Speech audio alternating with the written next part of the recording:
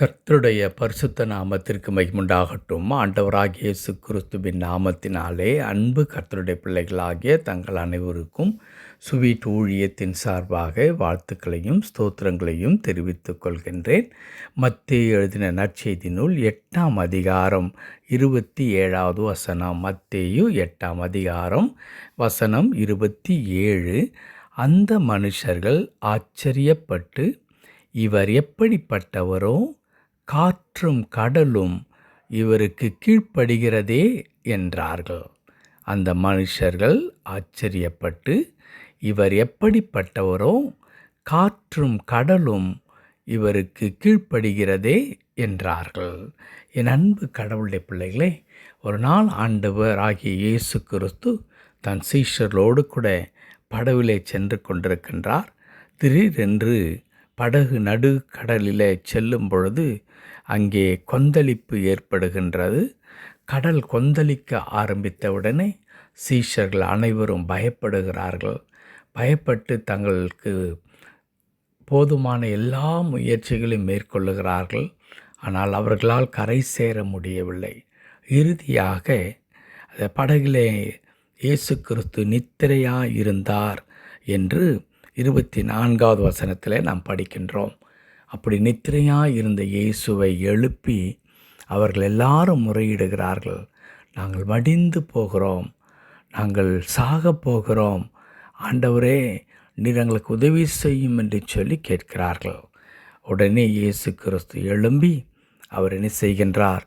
அந்த காற்றையும் கடலையும் அதட்டினார். உடனே மிகுந்த அமைதல் உண்டாயிற்று என்று வேதத்தில் எழுதியிருக்கிறது. கொந்தளித்து கொண்டிருக்கிறதான கடலை பார்த்து, காற்றை பார்த்து ஆண்டவர் அதட்டினார். அமைதலாக இரு என்று சொல்லுகிறார். அப்படியே அமைதல் உண்டாகிறது.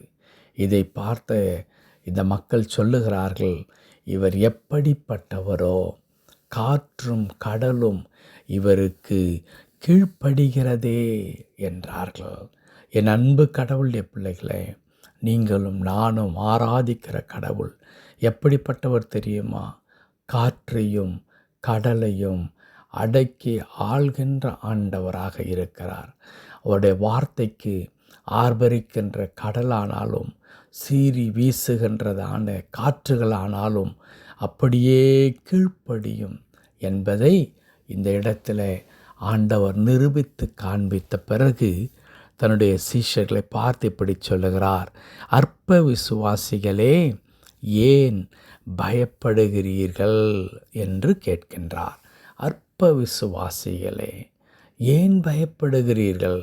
என் அன்பு கடவுளுடைய பிள்ளைகளே, நம்மோடு கூட இருக்கிற கடவுள் எவ்வளவு பெரியவர் என்ற ஒரு கேள்வி கேட்கப்படுமானால், அந்த கேள்விக்கு பதில், என் ஆண்டவர் இவ்வளவு பெரியவராக இருக்கிறார், வானத்திற்கும் பூமிக்கும் உயரம் எவ்வளவோ அவ்வளவு உயரம் நிறைந்தவராக, கிழக்குக்கும் மேற்குக்கும் எவ்வளவு தூரமோ அவ்வளவு பெரியவராக இருக்கிறார் என்று சொல்வதை விட, காற்றையும் கடலையும் அடக்கி ஆளுகின்ற வல்லமை படைத்த ஆண்டவர் என்னுடைய ஆண்டவராக இருக்கிறார், நான் அவருடைய பிள்ளையாக இருக்கிறேன்.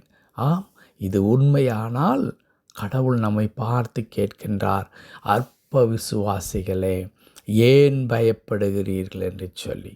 ஆம், காற்றையும் கடலையும் அதட்டினால் அது கீழ்ப்படியும்.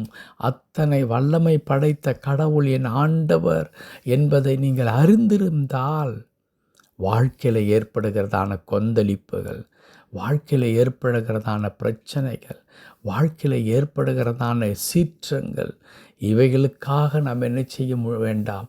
பயப்பட வேண்டாம். பயந்து, ஐயோ என் வாழ்க்கை இப்படி ஆகிவிட்டது, என் பிள்ளைகளுடைய வாழ்க்கை இப்படி ஆகிவிட்டது, என் தொழில் கேள்விக்குறியாக இருக்கிறது, என் ஆரோக்கியத்தில் பெரிய பின்னடைவு உண்டாயிற்று, ஒன்றன் பின் ஒன்றாக என் குடும்பத்தில் பிரச்சனைகள் அணிவகுத்து வந்து கொண்டிருக்கிறது, நான் என்ன செய்வேன் என்று சொல்லி அங்கலாய்த்து பயப்பட வேண்டிய அவசியம் இல்லை. சீஷர்கள் அதைத்தான் செய்கின்றார்கள். மிகவும் அழகாக அவருடைய பிரயாணம் அந்த கடலிலே போய்கொண்டிருக்கிறது. திடீரென்று சொல்லி ஒரு புயல், திடீரென்று ஒரு கடல் சீற்றம் உண்டாகிறது. அவ்வளவுதான், நிலை குலைந்து போய்விடுகிறார்கள். இனி நாங்கள் என்ன செய்வோம்?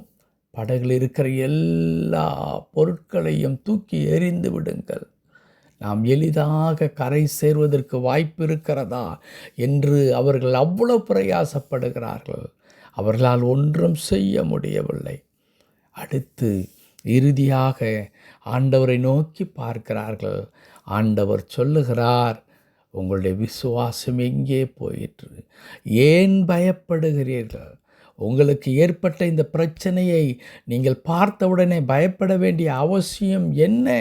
காரணம், காற்றையும் கடலையும் அதட்டி ஆளுகின்ற ஆண்டவர் நான் உங்கள் அருகில் இருக்கிறேனே, இதை நீங்கள் அறியாமற் போனீர்களே என்று ஆண்டவர் கேட்கிறார். இந்த வார்த்தை கேட்டுக்கொண்டிருக்கிறேன் அன்பு கடவுளுடைய பிள்ளைகளே, வாழ்க்கை எவ்வளவு தலைகீழாய் மாறினாலும், எத்தனை பிரச்சனை உங்களை வந்து இதோ ஒன்றின் பின் ஒன்றாக உங்களை மோதி நிர்மூலமாக்க நினைத்தாலும் பயப்படாதீர்கள், கவலைப்படாதீர்கள், அங்கலாய்த்து போகாதீர்கள். காரணம், உங்கள் அருகில் உங்கள் வலது கரத்தை பிடித்து கொண்டு ஆண்டவர் உங்களுக்கு உதவுவதற்காக அவர் தயாராக நின்று கொண்டிருக்கிறார். ஒரே ஒரு காரியம், ஆண்டவரே என் வாழ்க்கை உம்முடைய கரத்தில் அர்ப்பணிக்கிறேன், நீர் பொறுப்படுத்தி கொள்ளும் என்று சொல்லிவிட்டால் போதும். அது கொந்தளிக்கின்ற கடல் மீது, வீசுகின்ற புயல் மீது உங்களுடைய படகு போய்கொண்டிருந்தாலும் அது சேதாரமின்றி கரை சேர்வதற்கு ஆண்டவர் அந்த படகு பிரயாணத்திற்கு விரோதமாக எழும்புகிற எந்த சீற்றத்தையும் அதட்டி அப்புறப்படுத்தி போடுகிறார். உங்கள் வாழ்க்கை அவ்வளவு அமைதியாக இருக்கும், அவ்வளவு மகிழ்ச்சியாக இருக்கும்.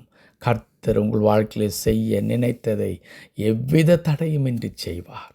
கர்த்தர் தாமே இந்த வார்த்தையின்படியே நம்மை ஆசீர்வதித்து தொடர்ந்து பொறுப்படுத்தி நடத்துவாராக. ஆமென், ஆமென்.